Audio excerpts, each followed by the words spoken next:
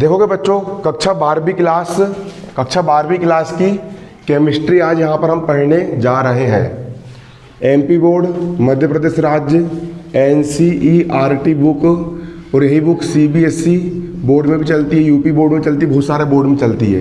विशेषकर यहाँ पर एमपी बोर्ड और सब बच्चे यहाँ पर इसको पढ़ भी सकते हैं। आज कक्षा 12वीं केमिस्ट्री का अध्याय 3 विद्युत रसायन वाला जो चैप्टर है उसका मोस्ट इंपोर्टेंट क्वेश्चन मैं आप लोग को समझाने जा रहा हूँ। और मोस्ट इंपोर्टेंट क्वेश्चन यहाँ पर हमारा क्या है? कोलरास का नियम। पेपर में आपको क्वेश्चन आया कोलरास का नियम किसे कहते हैं, कोलरास के नियम के अनुप्रयोग लिखिए। ये क्वेश्चन आपको काय में बन करके आएगा? पेपर में बन करके आएगा, है ना। आप लोग कॉपी निकाल लीजिए, लिखते भी चलना है, समझते भी चलना है और नोट्स भी बनाते हुए चलना है, ठीक है। साथ साथ कोलरास का नियम, कोलरास का नियम देखो, कोलरास का नियम क्या कहता है? अनंत तनुता पर जब समान विद्युत अपघट्य पूर्णतः आनित हो जाता है। मैंने एक विद्युत अपघट्य लिया, क्या लिया? एक्स वाई लिया। क्या लिया मैंने? विद्युत अपघट्य एक्स वाई लिया एक्स वाई विद्युत अपघट्य।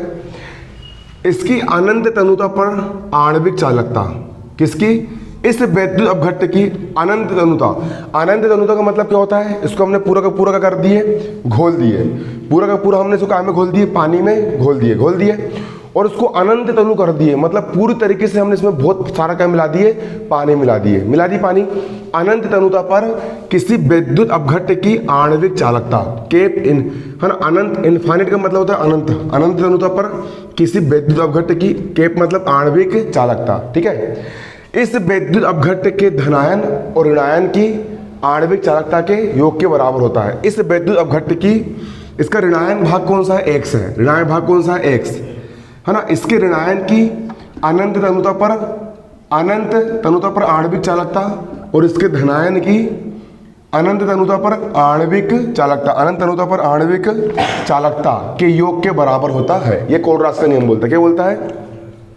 अनंत तनुता पर किसी विद्युत अपघट्य की आणविक चालकता, अनंत मतलब इनफाइनाइट, अनंत तनुता पर किसी विद्युत अपघट्य की, एम विद्युत अपघट्य है ना, उसकी आणविक चालकता, है ना। हम इसको पानी में घोल देंगे, ये दो भागों में टूट जाएगा, एक टूटेगा ऋणायन में, एक टूटेगा धनायन में, है ना। ऋणायन की अनंत तनुता पर आणविक चालकता और धनायन की अनंत तनुता पर आणविक चालकता के योग के बराबर होता है। और इसको हम कौन सा नियम कहते हैं? कोलरास का नियम कहते हैं। कौन सा नियम कहते हैं? इसको हम कोलरास का नियम कहते हैं। आया आपको समझ में? जो हमारा एक्स वाई विद्युत अपघट्य है, जैसे कि हमने ले लिया एक विद्युत अपघट्य NaCl, ये दो भागों में टूट जाएगा। काय में टूटेगा? Na प्लस और Cl माइनस, ठीक है। तो अनंत तनुता पर किसी विद्युत अपघट्य की आणविक चालकता, ठीक है, उसके अनंत तनुता पर धनायन की आणविक चालकता और ऋणायन की आणविक चालकता के योग के बराबर होता है। नियम बन जाएगा। कोलरास का नियम क्या बोलता है? अनंत तनुता पर किसी विद्युत अपघट्य की आणविक चालकता, है ना, अनंत तनुता पर ऋणायन की आणविक चालकता और अनंत तनुता पर धनायन की आणविक चालकता के योग के बराबर होता है। ये काय का नियम है? कोलरास का नियम है। यह नियम मैंने आप लोगों को कल समझा दिया था, अभी रिवीजन करवा दिया। वो डस्टर दो पीछे रखो तुम्हारे, ठीक है। काय का नियम हो गया? कोलरास का नियम। अब सभी बच्चे लोग, ठीक है, सभी सारे के सारे बच्चे लोग अब कॉपी निकाल लीजिए और कॉपी निकाल करके आप लोग हेडिंग डालोगे। कॉपी निकाल के आप हेडिंग डालोगे, कोलरास नियम के अनुप्रयोग। पेपर में आता है मोस्ट इंपोर्टेंट, है ना। लिखो, डालो हेडिंग, कोलरास नियम के अनुप्रयोग। हेडिंग डालोगे आप, कोलरास नियम के अनुप्रयोग। इसमें पहला पॉइंट लिखोगे, दुर्बल विद्युत अपघट्यों की सीमांत आणविक चालकता की गणना। इसमें पहला पॉइंट लिखोगे, दुर्बल विद्युत अपघट्यों की सीमांत आणविक चालकता। दुर्बल विद्युत अपघट्यों की सीमांत आणविक चालकता केप एम है ना, इन्फिनिटी, ये लिखा है। दुर्बल विद्युत अपघट्यों की आणविक चालकता केप एम इनफाइनाइट, है ना। दुर्बल विद्युत अपघट्यों की सीमांत आणविक चालकता की गणना कॉपी में लिखो सब लोग, की गणना। इसमें डेस मार के लिखोगे, इस नियम की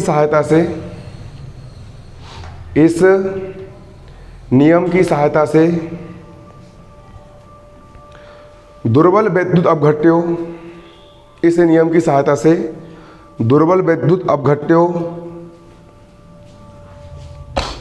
की सीमांत आणविक चालकता केप एम इन्फिनिटी, ये लिखा है ना, केप एम इन्फिनिटी ज्ञात की जा सकती है। अब नीचे से लिखोगे, उदाहरण के लिए एसिटिक अम्ल,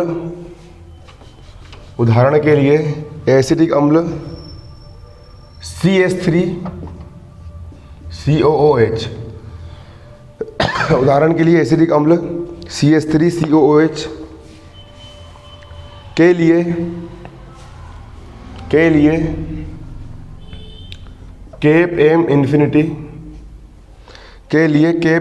इन्फिनिटी की गणना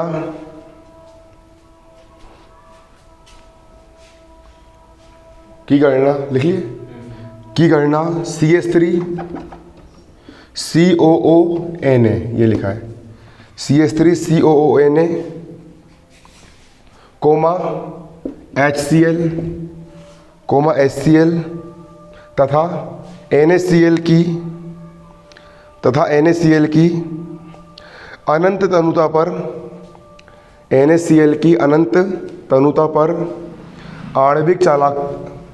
पर आणविक चालकताओं की सहायता से ज्ञात की जा सकती है। आणविक चालकता से ज्ञात की जा सकती है क्योंकि ये तीनों प्रबल अपघट्य हैं।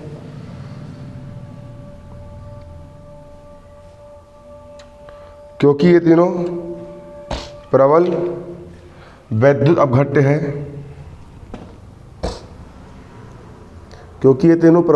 अपघट्य है, जिनकी आणविक चालकता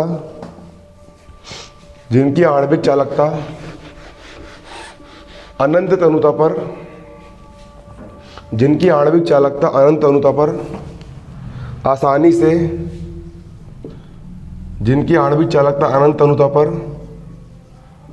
से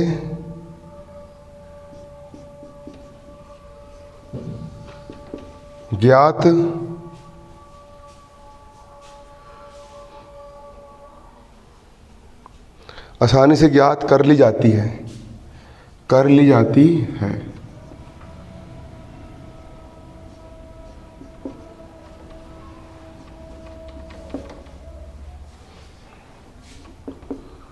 उतारो जल्दी इसको, फिर समझा रहा हूँ स्पीड में।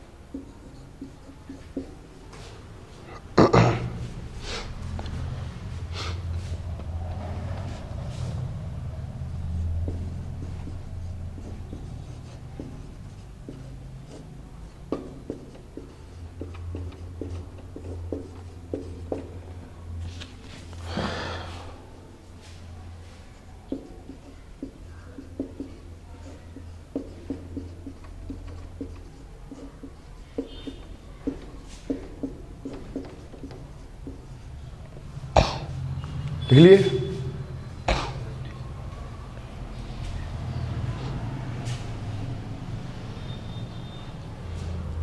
निकाल लिए? जल्दी उतारो इसको, कॉपी में नोट करो।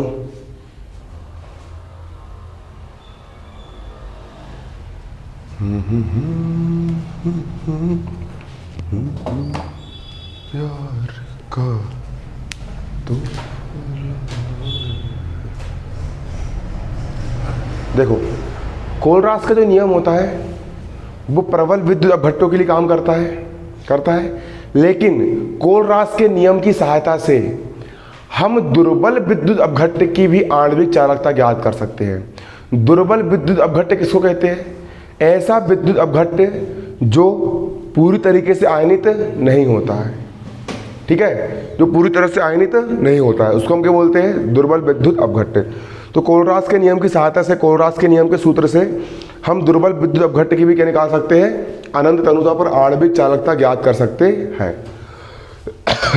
दुर्बल विद्युत अपघट्टों की सीमांत आणविक चालकता या अनंत तनुता पर आणविक चालकता हम इसकी सहायता से ज्ञात कर सकते हैं।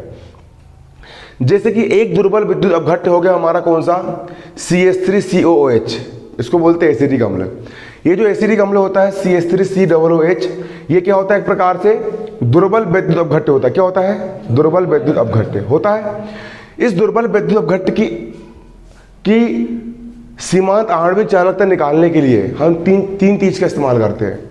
पहला CH3COONA, दूसरा HCl और तीसरा NaCl, क्योंकि NaCl भी प्रबल विद्युत अपघट्ट है, HCl भी क्या है? प्रबल विद्युत अपघट्ट है, और CH3COONA भी क्या है? प्रबल विद्युत अपघट्ट है, ठीक है। तो इन प्रबल विद्युत अपघट्टों की सहायता से हम किसकी आणविक चालकता ज्ञात कर सकते हैं? दुर्बल विद्युत अपघट्ट की क्या निकाल सकते हैं? आणविक चालकता निकाल सकते हैं। किसकी सहायता से? तीन प्रबल की सहायता से एक दुर्बल की हम निकाल सकते हैं। जैसे कि मैं बात करूं CH3COONA, ठीक है, इसको दो भागों में तोड़ सकता हूं। पहला भाग क्या हो गया? CH3COO माइनस, और दूसरा भाग क्या हो गया? H plus. दूसरा क्या हो गया? H plus. यहाँ पर अनंत तनुता है तो यहाँ पर भी अनंत तनुता आ गई, यहाँ पर भी क्या आ गई? अनंत तनुता आ गई, अनंत तनुता। अब कुछ नहीं करा मैंने, ये जैसा का वैसा, H प्लस भी जैसे का वैसा हो गया, जैसा का वैसा। Na प्लस को जोड़ दिया और Na प्लस को घटा दिया, धन वाले से ऋण वाला कट जाएगा और जितने का उतनी बचेगा। तो यहाँ पर मैंने एक को जोड़ दिया और एक का कर दिया मैंने यहाँ पर घटा दिया। गणितीय स्टेप कर सकते हैं, ठीक है, एक को जोड़ दो, एक को क्या कर दो? घटा दो, है ना कि नहीं। इसी प्रकार Cl माइनस को भी जोड़ दिया और Cl माइनस को क्या कर दिया? यहाँ पर घटा दिया। इसमें जो जाएगा 0 बचेगा, है ना कि नहीं। उसको लिखो ना लिखो, बात बराबर ही होती है। अब ये जैसे का वैसा CH3COO माइनस, इसके साथ ले लिया मैंने Na प्लस, ले लिया Na प्लस, इन दोनों को मैंने यहाँ पर साथ में ले लिया। इसी के साथ साथ ये वाला H प्लस और ये वाला Cl माइनस, इन दोनों को इकट्ठे ले लिया, H प्लस और Cl माइनस ले लिया। इसके बाद यहाँ से ऋण कॉमन निकाला, यहाँ से भी ऋण कॉमन निकाला, तो जो हो गया Na प्लस और जो हो गया Cl माइनस। ऋण कॉमन निकालेंगे, चिन्ह बदल गया ऋण वाला धन का और ऋण वाला क्या हो गया? धन का हो गया। इसके बाद CH3COO माइनस और Na प्लस, तो इन दोनों को जोड़ देंगे तो CH3COO Na हो जाएगा, CH3COO Na हो जाएगा, हो गया Na। इसी के साथ साथ यहाँ पर H प्लस और Cl माइनस है तो जो हो जाएगा HCl, क्या हो जाएगा? माइनस का हो गया माइनस, Na प्लस और Cl माइनस जो जाएगा आपका NaCl, ठीक है। तो यहाँ पर क्या बोलेंगे हम? अगर CH3COONA की अनंत तनुता पर आणविक चालकता और HCl की अनंत तनुता पर आणविक चालकता को जोड़ दिया जाए और उसमें से NaCl की आणविक चालकता को घटा दिया जाए तो किसकी निकल जाएगी? यहाँ पर CH3COOH की क्या निकल जाएगी? दुर्बल विद्युत अपघट्ट की आणविक चालकता निकल जाएगी। लिख लिया इतने सबने। चलो अगला लिखो, दूसरा। ये क्या पढ़ रहे हैं अपन? कोलरास के नियम के अनुप्रयोग पढ़ रहा है। किसके अनुप्रयोग पढ़ रहा है? कोलरास के नियम के अनुप्रयोग। दूसरा लिखोगे, दुर्बल विद्युत अपघट्टों के आयनन की मात्रा की गणना करना। दुर्बल विद्युत अपघट्टों के आयनन की मात्रा की गणना करना। दुर्बल विद्युत अपघट्यों के आयनन की मात्रा की गणना करना। डेस पढ़ के लिखोगे, किसी दुर्बल विद्युत अपघट्य के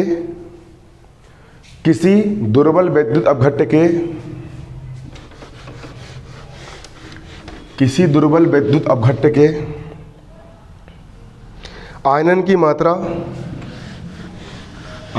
मात्रा तथा उसकी आणविक चालकता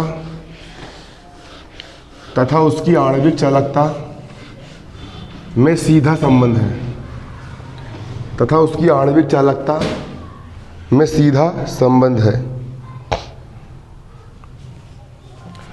अनंत तनुता पर विद्युत अपघट्य की चालकता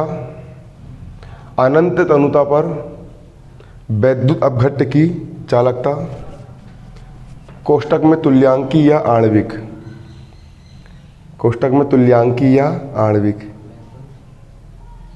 अनंत तनुता पर विद्युत अपघट्य की चालकता कोष्टक में तुल्यांकी या आणविक अधिकतम होती है, क्योंकि इस अवस्था में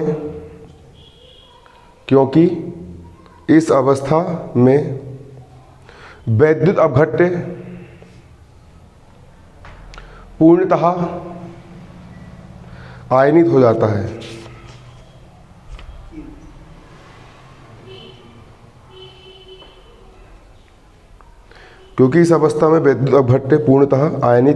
जाता है। दूसरे शब्दों में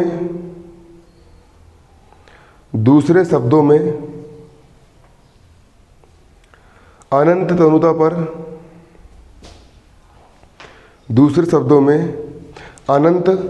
पर आयनन की मात्रा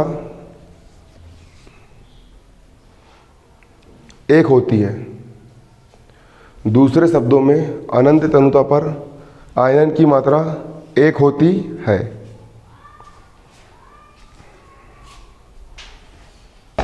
अतः स्थिर ताप पर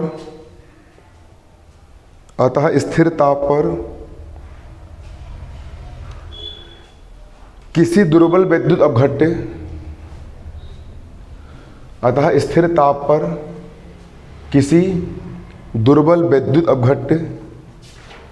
के आयनन की मात्रा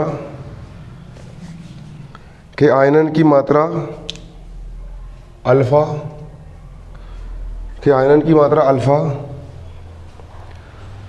भी तनुता पर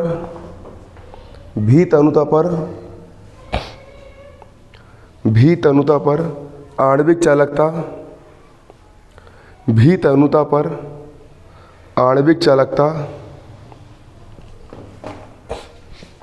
तथा अनंत तनुता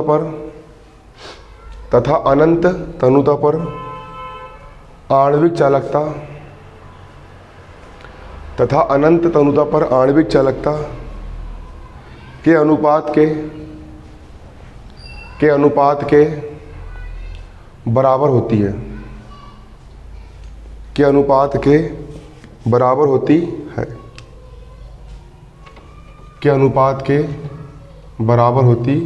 है। अल्फा बराबर कैप m की घात भी बटा कैप m लिख लिए इसके नीचे अल्फा है ना, ये देखो अल्फा।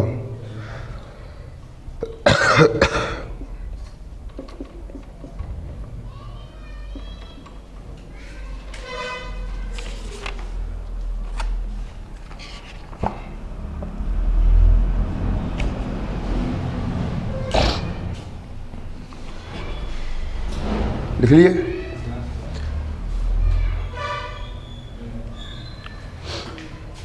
अब इसके नीचे लिखोगे कैप m, इसके नीचे लिखोगे कैप m भी का निर्धारण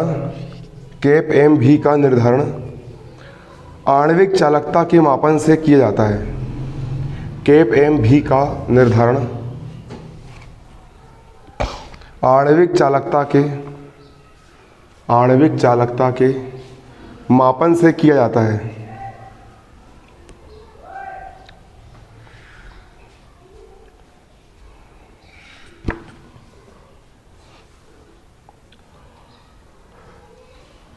तथा कोलरास के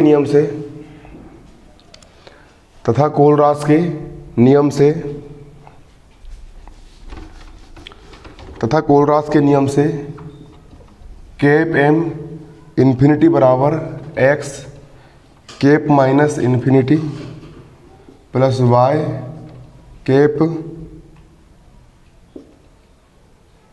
प्लस इन्फिनिटी।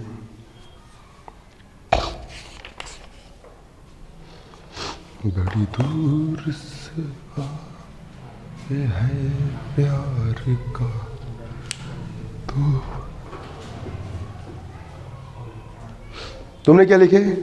दुर्बल विद्युत अपघट्टों की आयनन की मात्रा की गणना करना। तुमको पता है पेपर में क्वेश्चन कैसे बन के आएगा? लास्ट में लिखवा दूंगा उसे क्वेश्चन। पेपर में क्वेश्चन निकल के आएगा, कोलरास के नियम की सहायता से दुर्बल विद्युत अपघट्ट के आयनन की मात्रा कैसे ज्ञात करोगे। इसके पहले क्या लिखे तुमने? पहला पॉइंट, दुर्बल विद्युत अपघट्टों की सीमांत आणविक चालकता गणना कीजिए। लिखियो पहला पॉइंट। इसमें क्वेश्चन क्या बन के आएगा? कोलरास के नियम की सहायता से दुर्बल विद्युत अपघट्टों की सीमांत आणविक चालकता कैसे ज्ञात करोगे। ठीक है, आंसर होने के बाद तुमको करवा दूंगा ना। ठीक है, आया समझ में? देखो, दुर्बल विद्युत अपघट्टों के आयनन की मात्रा क्या बोल रहे हैं हम? दुर्बल विद्युत अपघट्ट किसको बोलेंगे? ऐसा विद्युत अपघट्ट जिसको जल में अगर घोला जाए, विलायक में घोला जाए तो पूरी तरीके से आयनित नहीं होता है, बहुत कम मात्रा में क्या होता है? आयनित होता है। उसको हम क्या बोलेंगे? दुर्बल विद्युत अपघट्ट। और प्रबल विद्युत अपघट्ट किसको बोलेंगे? जो पूरी तरीके से क्या हो जाता है? आयनित, उसको हम क्या बोलेंगे? प्रबल। तो दुर्बल विद्युत अपघट्ट जो है वो कितना आयनित हुआ है, कितने % आयनित हुआ है, उसको हम किस नियम से ज्ञात कर सकते हैं? कोलरास के नियम से ज्ञात कर सकते हैं कि जो दुर्बल विद्युत अपघट्ट है वो कितना आयनित हुआ है। दुर्बल विद्युत अपघट्ट की आयनन की मात्रा, ये कितना आयनित हुआ है, कितनी मात्रा में उसका आयनन हुआ है, हम किससे ज्ञात कर सकते हैं? कोलरास के नियम से ज्ञात कर सकते हैं। क्या बोल रहे हैं यहाँ पर? किसी दुर्बल विद्युत अपघट्ट के आयनन की मात्रा, किसकी मात्रा? किसी दुर्बल विद्युत अपघट्ट के आयनन की मात्रा। कोई दुर्बल विद्युत अपघट्ट है वो कितनी मात्रा में आयनित हुआ है, किसी दुर्बल विद्युत अपघट्ट के आयनन की मात्रा तथा आणविक चालकता, तथा क्या? आणविक चालकता। दुर्बल विद्युत अपघट्ट के आयनन की मात्रा मतलब कितना वो आयनित हुआ है। और आणविक चालकता मतलब, आणविक चालकता किसको बोलेंगे हम? कल लिखवाया था मैंने, 1 मोल विलयन की चालकता, 1 मोल विद्युत अपघट्ट युक्त विलयन की चालकता को आणविक चालकता कहते हैं। ठीक है, तो आणविक चालकता को हम क्या दर्शाते हैं? केप एम से दर्शाते हैं। क्या दर्शाते हैं? आणविक चालकता को हम क्या दर्शाते हैं? केप एम से। और आयनन की जो मात्रा है, आयनन की मात्रा को हम कैसे प्रकट करते हैं? अल्फा से प्रकट करते हैं। कैसे प्रकट करते हैं? अल्फा से। तो किसी दुर्बल विद्युत अपघट्ट की आयनन की मात्रा अल्फा और उसकी आणविक चालकता केप एम में डायरेक्ट क्या होता है? संबंध होता है। क्या होता है? सीधा संबंध होता है। अनंत तनुता पर अगर दुर्बल विद्युत अपघट्ट में हम ढेर सारा पानी मिला दें, हम जैसे जैसे पानी मिलाते जाएंगे वो और अधिक मात्रा में क्या होते जाएगा? आयनित होते जाएगा। तो अनंत तनुता पर इसकी जो आणविक चालकता क्या होगी? अधिकतम होगी। क्योंकि अनंत तनुता पर क्या होगा? जो हमारा दुर्बल विद्युत अपघट्ट है वो पूरी तरीके से क्या हो जाएगा? आयनित हो जाएगा। अगर हम उसको और पानी मिलाते गए तो अनंत तनुता पर क्या होगा? जो दुर्बल विद्युत अपघट्ट है पूरी तरीके से क्या हो जाएगा? पूरा खुल जाएगा ना। तो जब पूरा का पूरा आयनित हो गया तो उसकी आणविक चालकता क्या हो जाएगी? बढ़ जाएगी। उसकी आणविक चालकता क्या हो जाएगी? बढ़ जाएगी। तो मतलब अनंत तनुता पर आयनन की मात्रा 1 होती। क्या होती है?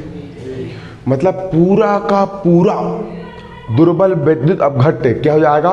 आयनित हो जाएगा। जैसे प्रबल विद्युत अपघट्ट पूरा आयनित हो जाता है ना, उसी प्रकार अनंत तनुता पर दुर्बल विद्युत अपघट्ट भी क्या हो जाएगा? पूरा का पूरा मतलब दुर्बल प्रबल बन जाएगा। कब बनेगा? जब उसको बहुत ज्यादा तनु कर देंगे। ठीक है, क्या कर देंगे? बहुत ज्यादा तनु कर देंगे तो वो भी पूरा का पूरा एक का एक पूरा क्या हो जाएगा? आयनित हो जाएगा। ठीक है, अब देखो यहां पर क्या बोल रहा है? स्थिर ताप पर। क्या बोल रहे हैं हम? किसी दुर्बल विद्युत अपघट्ट की आयनन की मात्रा, स्थिर ताप पर किसी दुर्बल विद्युत अपघट्ट के आयनन की मात्रा अल्फा, क्या बोल रहे हैं हम, स्थिर ताप पर किसी दुर्बल विद्युत अपघट्ट के आयनन की मात्रा अल्फा, किसकी मात्रा, आयनन की मात्रा अल्फा, स्थिर ताप पर किसी दुर्बल विद्युत अपघट्ट के आयनन की मात्रा अल्फा, ठीक है। भी तनुता पर आणविक चालकता, भी तनुता पर आणविक चालकता, क्या तनुता पर, भी तनुता पर आणविक चालकता, भी तनुता पर आणविक चालकता और अनंत तनुता पर आणविक चालकता के अनुपात के बराबर होती है, ठीक है, बन जाएगा। भी तनुता पर आणविक चालकता और अनंत तनुता पर आणविक चालकता के अनुपात के बराबर होती है। अब के पे इन्फिनिटी कोलरास के नियम से आपको पता ही है क्या होता है ये, इसको ये जैसे का वैसा, इसको हम लिख सकते हैं धनायन की आणविक चालकता और ऋणायन की आणविक चालकता का योग, लिख सकते हो। अब इसी में तीसरा पॉइंट लिखो, अल्प विलेय लवण की, अल्प विलेय लवण की विलेयता की गणना,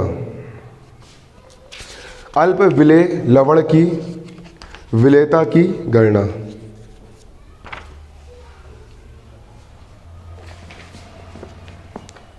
लिखो अल्प विलेय लवण की विलेयता की गणना। इसमें डेस पाड़ के लिखोगे, कोलराश नियम की सहायता से,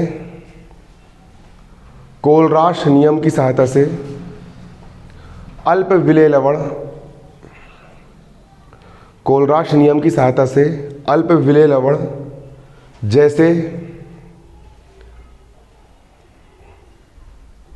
जैसे AgCl, कोलराश नियम की सहायता से अल्प विलेय लवण जैसे AgCl, कोमा BaSO4 लिख लिए, comma PbSO4, PbSO4, capital P small b SO4 इत्यादि की विलेयता की गणना की जा सकती है, इत्यादि की विलेयता की गणना की जा सकती है। ये लवण जल में बहुत कम घुलनशील होते हैं, ये लवण जल में बहुत कम घुलनशील होते हैं, लिखो ये लवण जल में बहुत कम घुलनशील होते हैं। जब इन्हें जल में घोला जाता है, जब इन्हें जल में घोला जाता है, जब इन्हें जल में घोला जाता है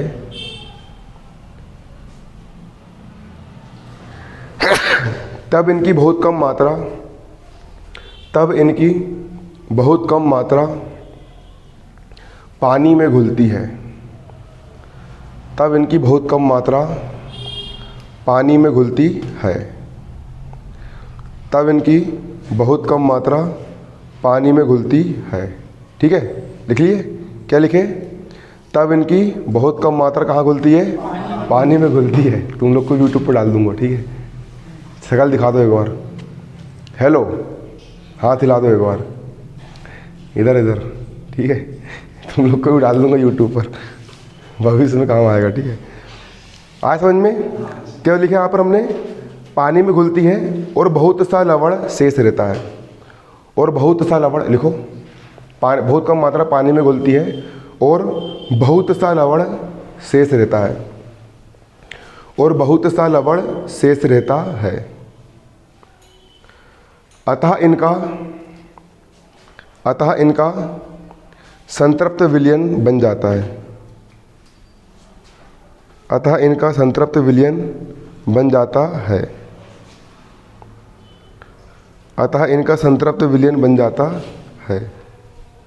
चूंकि लवण अल्प विलेय है, चूंकि लवण अल्प विलेय है,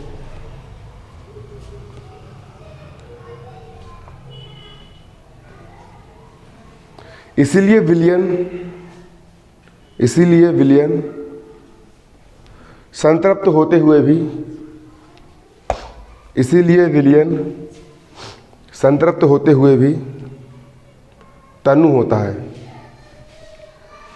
इसीलिए विलयन संतृप्त होते हुए भी तनु होता है। और इसमें लवण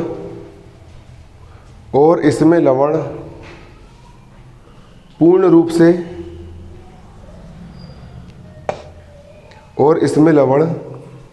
से आयनित अवस्था में होगा।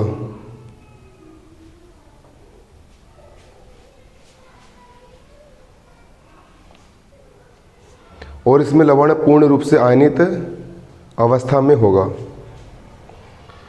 इस विलयन की आणविक चालकता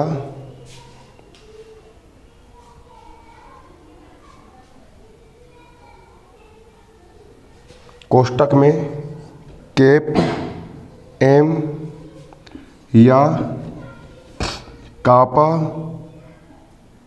भी गुणा भी, ये लिखा है भी गुणा भी, अनंत तनुता पर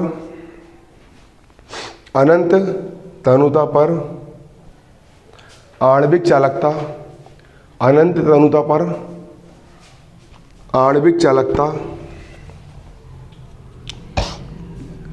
केप एम इन्फिनिटी, अनंत तनुता पर आणविक चालकता केप एम इन्फिनिटी के बराबर होगी। आणविक चालकता केप एम इन्फिनिटी के बराबर होगी। लिख लिए, केप एम इन्फिनिटी क्या होगी? बराबर होगी। लिखना अच्छे से बिल्कुल, ठीक है। लिखना कैसे है? अच्छे से लिख लिए। अब इसके नीचे लिखोगे केप एम इन्फिनिटी बराबर कापा भी गुणा कैपिटल भी।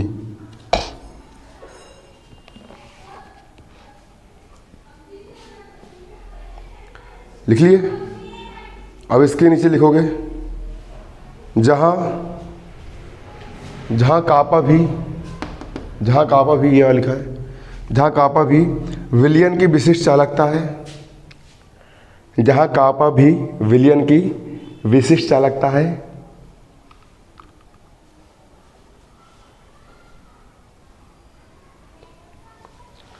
तथा भी घन सेंटीमीटर में वह आयतन है, तथा भी कैपिटल भी है ना, तथा भी घन सेंटीमीटर में वह आयतन है, तथा भी घन सेंटीमीटर में वह आयतन है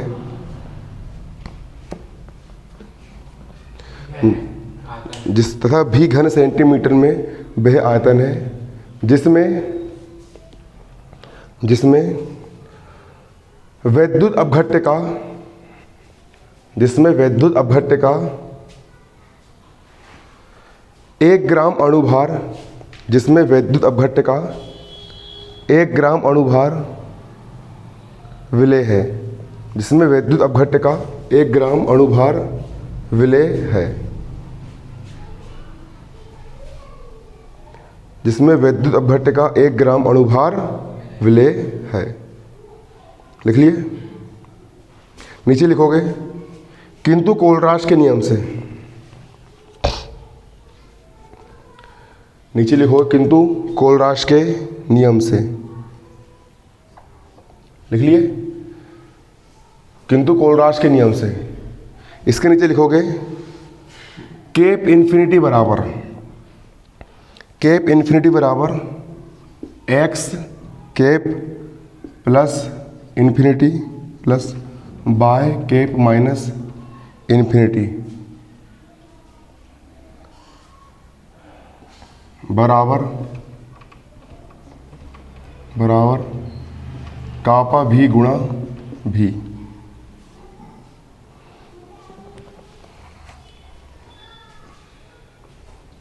लिख लिए। इसके नीचे लिखोगे कापा भी, इसके नीचे क्या लिखोगे? नीचे लिखना कापा भी तथा केप इन्फिनिटी, कापा भी तथा केप इन्फिनिटी का मूल्य ज्ञात होने पर,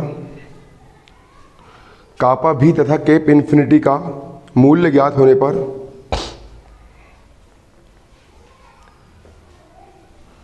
उस आयतन कैपिटल भी की गणना की जा सकती है। उस आयतन कैपिटल भी की गणना की जा सकती है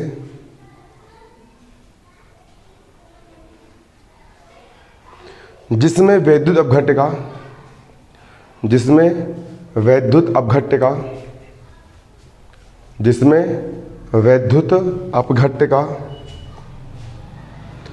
1 ग्राम अणुभार विलेय है। जिसमें वैद्युत अपघट्य का 1 ग्राम अणुभार विलेय है।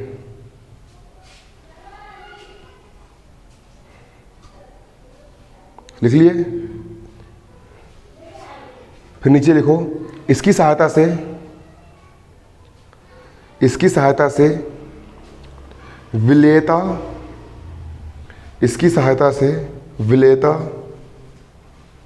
की गणना की जा सकती है। इसकी सहायता से विलेयता की गणना की जा सकती है।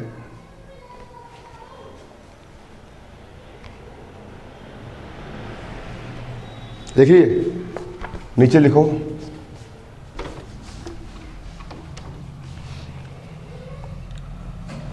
केप एम इन्फिनिटी बराबर कापा भी गुणा कैपिटल भी बराबर कापा भी गुणा 1000 बटे एम क्या हो गया, बराबर कापा भी गुणा 1000 बटा एस,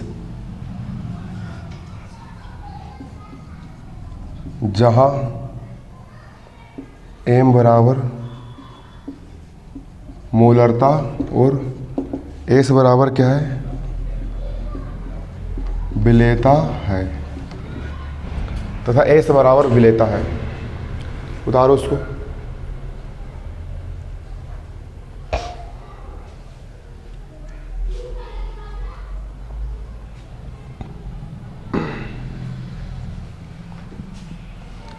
दिख रहा है?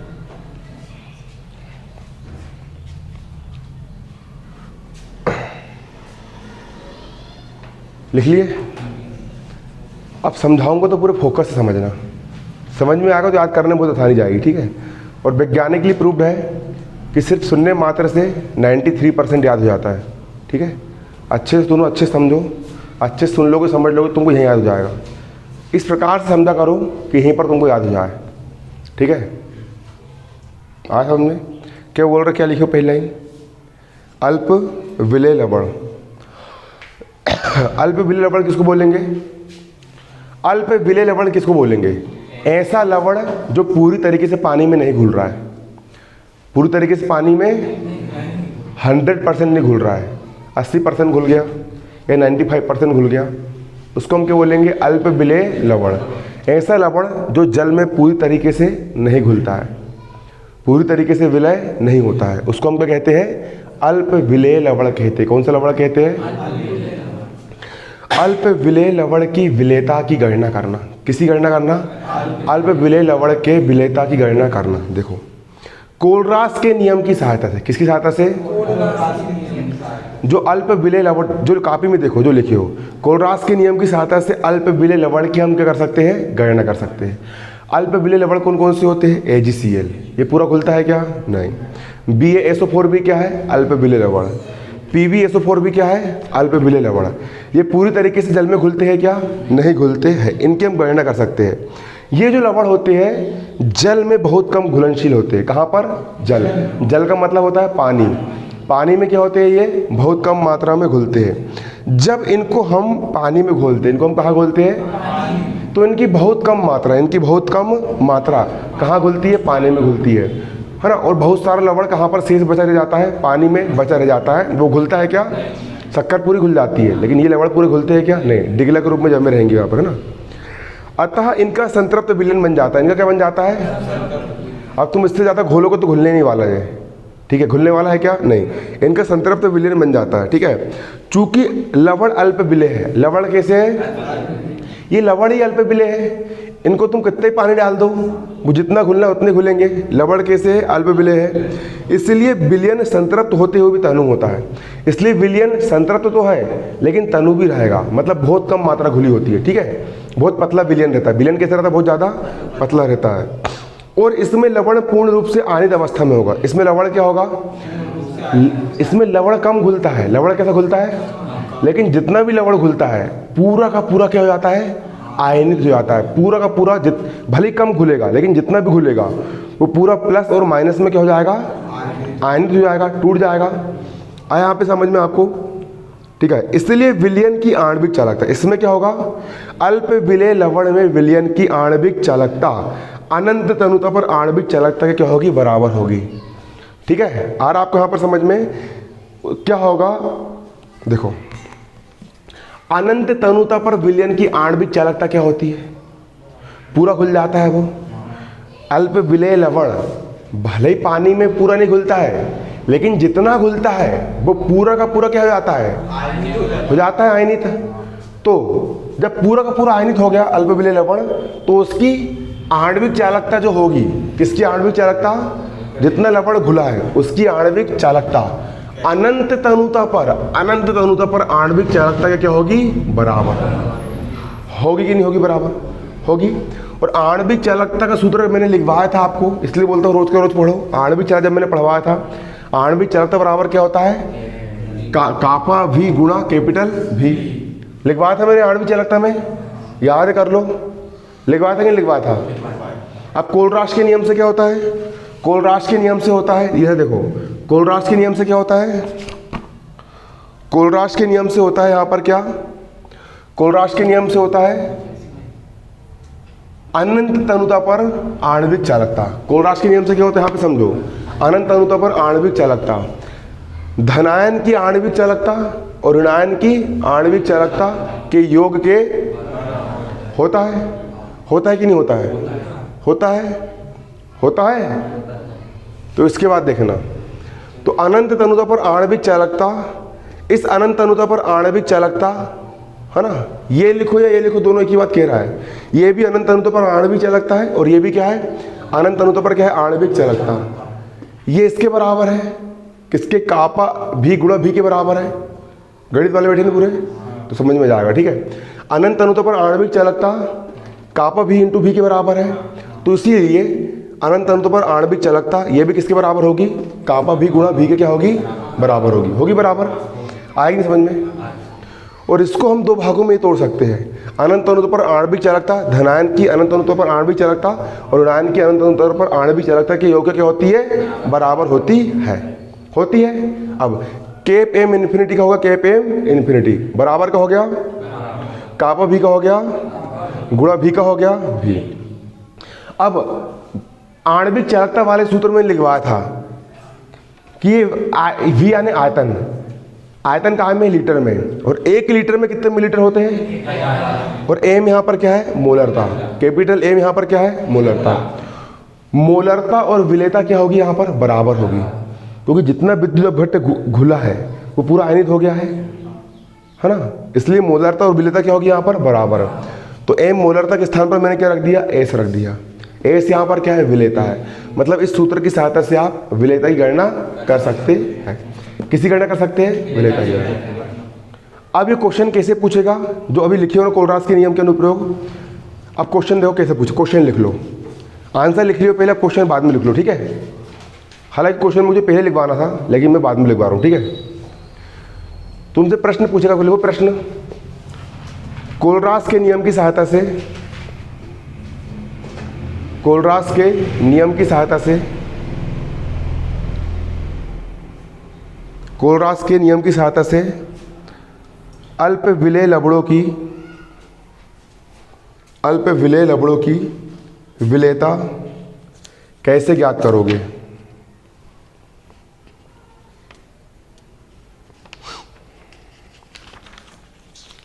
कोलरास के नियम की सहायता से अल्प विलेय लवणों की विलेयता कैसे ज्ञात करोगे? समझ में आया क्वेश्चन? अथवा सिद्ध करो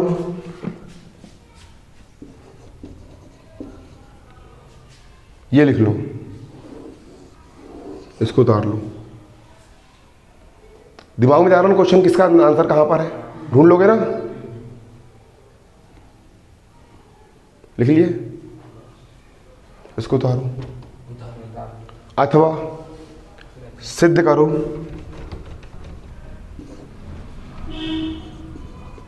अब इसको उतारो। पक्षांतर कर दिया, इसका पक्षांतर यहां कर दिया, इसका पक्षांतर यहां कर दिया, इसको उतारो।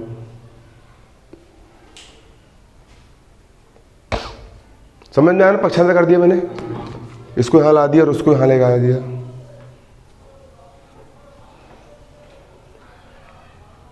तुमने बायो एडिशन करवाया कि नहीं? क्यों नहीं करवाए?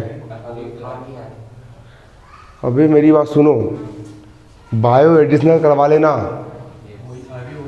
तुमने अगर बायो एडिशनल करवा लिए ना, तुम गणित वाले बंदे हो, तुम नीट का एग्जाम एक झटके में निकाल लोगे। और जो बायो वाले लेके पढ़ रहे ना, सिर्फ बायो लेके पढ़ रहे ना, वो गंवार लोग को दिक्कत जाएगी।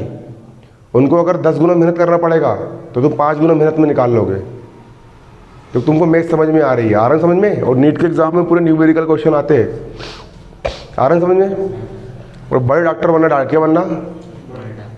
मैं तो बोल रहा हूँ कि हर व्यक्ति जिसने भी मैथ से लिया है उसको बायो एडिशनल करवाना ही चाहिए। अबे 6 दिन भी पढ़ लिए ना, 31-20 उठा के पास कर जाओगे।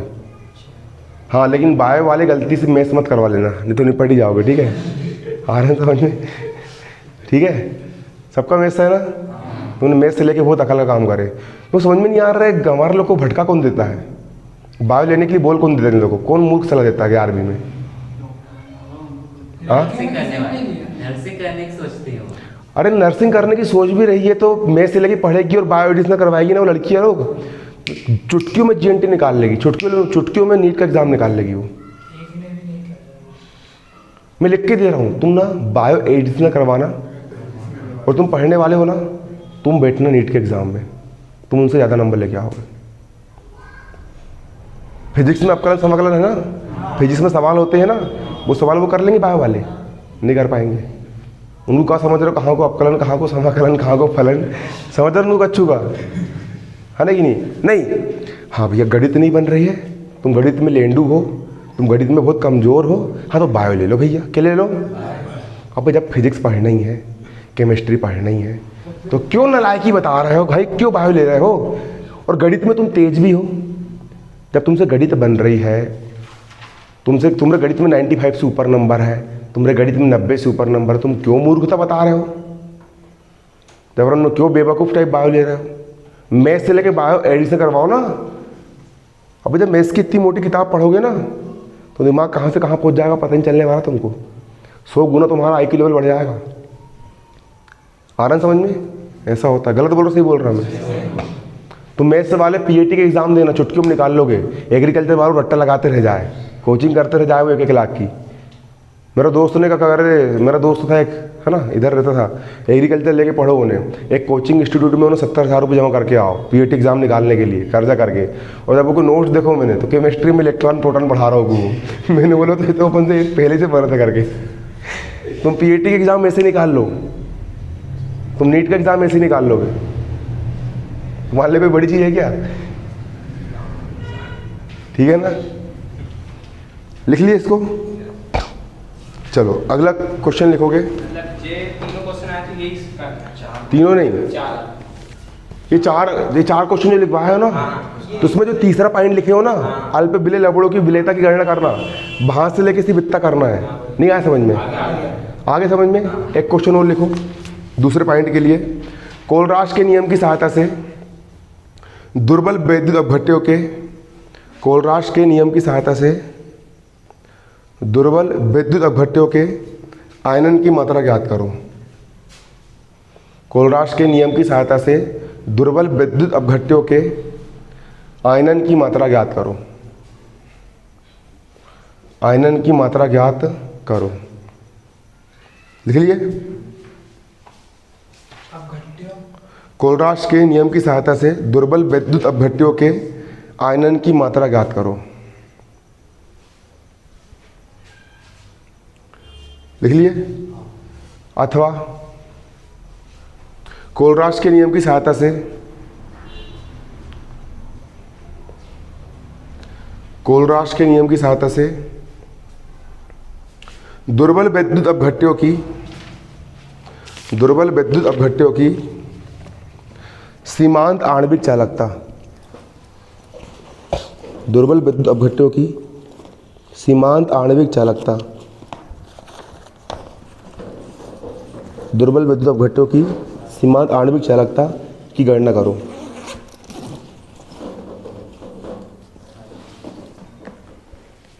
लिख लिए। दिमाग लगाओ किसमें किसका आंसर लिखोगे। इसमें जो सेकंड पॉइंट है जो दुर्बल विद्युत अपघट्यों के आयनों की मात्रा की गणना करना, जिसमें जो सेकंड पॉइंट और जो पहले लिखवाया था थर्ड पॉइंट। हाँ, और पहला पॉइंट का भी लिखवा दिया मैंने। दुर्बल विद्युत अपघट्य के सीमांत है ना, उसकी गणना करना। आ रहे हैं समझ में? और समझ आ रहा है? क्वेश्चन कुछ भी आए, घुमा के आए, फिरा के आए, उल्टा आए, सीधा है, कैसा ही है, बनना चाहिए। अगला क्वेश्चन लिखो, मोस्ट इंपोर्टेंट।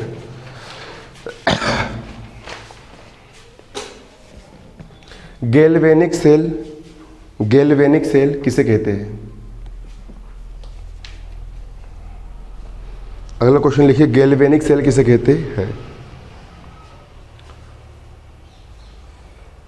गैल्वेनिक सेल किसे कहते हैं?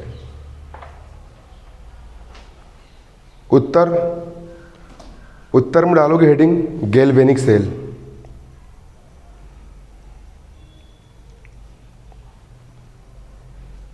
डैश फाड़ के लिखोगे। गैल्वेनिक सेल विद्युत रासायनिक सेल होता है।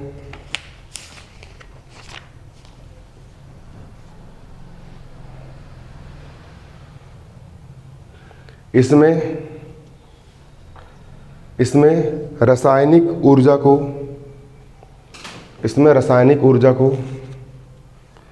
विद्युत ऊर्जा में परिवर्तित किया जाता है।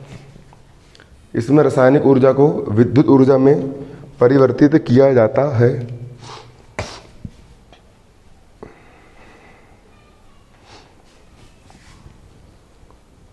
यह है ऑक्सीकरण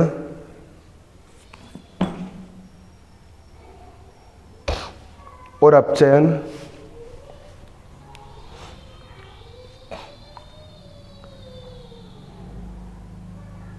यह ऑक्सीकरण और अपचयन रेडॉक्स अभिक्रिया पर आधारित है।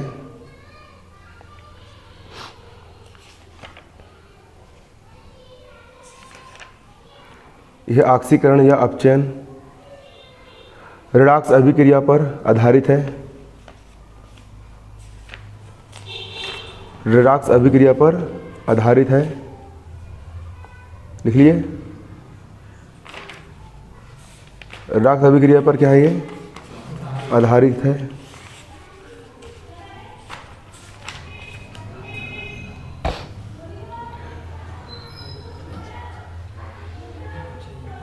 आगे लिखोगे, इन सेलों में दो विद्युत अपघटनी विलयन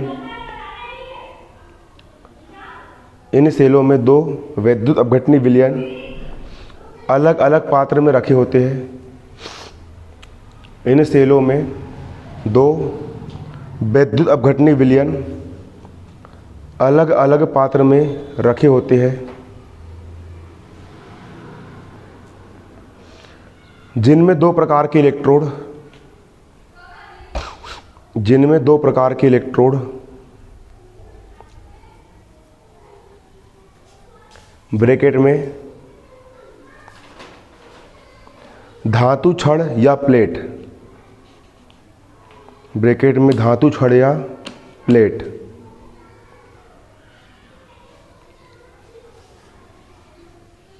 ब्रैकेट बंद डूबे रहते हैं।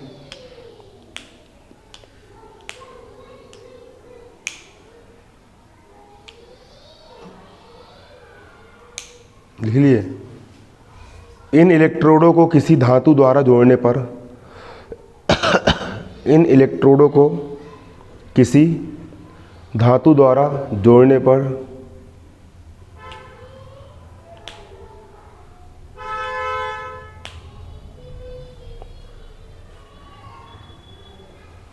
एक इलेक्ट्रोड पर ऑक्सीकरण क्रिया, एक इलेक्ट्रोड पर ऑक्सीकरण क्रिया और दूसरे पर अपचयन क्रिया होती है, और दूसरे पर अपचयन क्रिया होती है।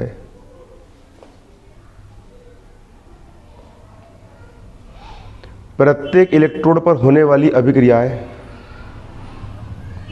प्रत्येक इलेक्ट्रोड पर होने वाली अभिक्रियाएं, प्रत्येक इलेक्ट्रोड पर होने वाली अभिक्रियाएं अर्धसेल अभिक्रियाएं कहलाती है, अर्धसेल अभिक्रियाएं कहलाती है।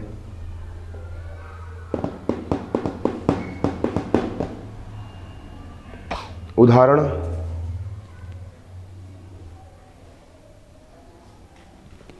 डेनियल सेल, उदाहरण डेनियल सेल।